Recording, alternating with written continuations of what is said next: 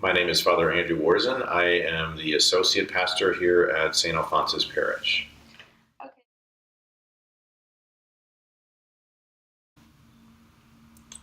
Well, it's the exchange between two human beings of information. It involves both the transmission of information, but it also has a huge part of it is listening to make sure that you're hearing what the person who's speaking to you is actually saying to you.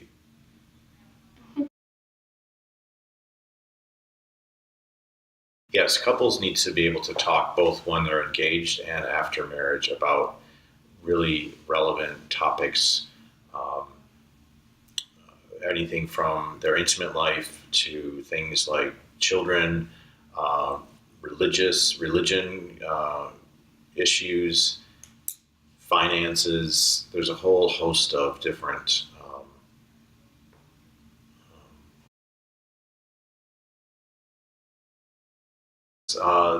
My colleague Connie Motley, she does an intake where she meets with couples and gets their basic information and asks them what they want in terms of a date, and they get that established.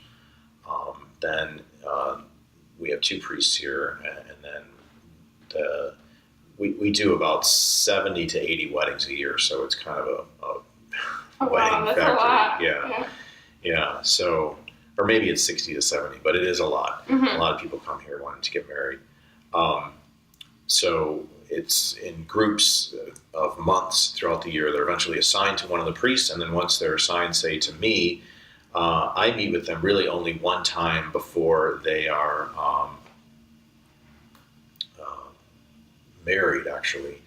And that is to do, it's called a prenuptial questionnaire, and it's an important document by the church under canon law that establishes that each person is free to marry the other one. Prior to the meeting with me, they would ideally be able to do what's called pre-Cana, which is a program to help them tackle the issues that I mentioned earlier, and learn to start talking about them and see how they would end up shaping their marriage and continuing that communication after marriage. They also take a survey, which is called Focus. Survey takes them through the similar kinds of topics, and it rates them in terms of whether or not they've discussed them and whether or not they have agreement on them. And then they review that with a couple who then gives their experience from marriage and helps them see areas where there might be improvement and affirming them in areas where there's strength. And then the last thing, they would pick out the readings and music, then they have a rehearsal, and then there's their wedding day.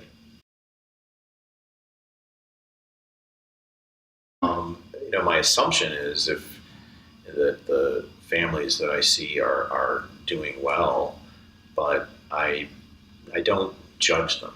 Mm-hmm. And I pray as a priest too that the families in the parish are doing well, and that whatever struggles they may have, that they find God to help them work through those struggles.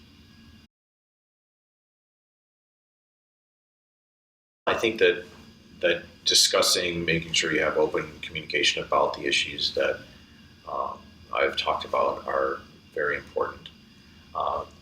Faithfulness to what the church says about marriage, things like fidelity, openness to children, so an openness to life and procreation.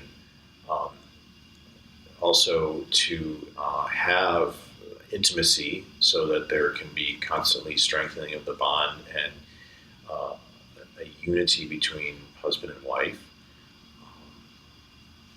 And then prayer, both private prayer together and also public prayer by coming to Mass, and especially that's important for a family to participate in the Sunday obligation.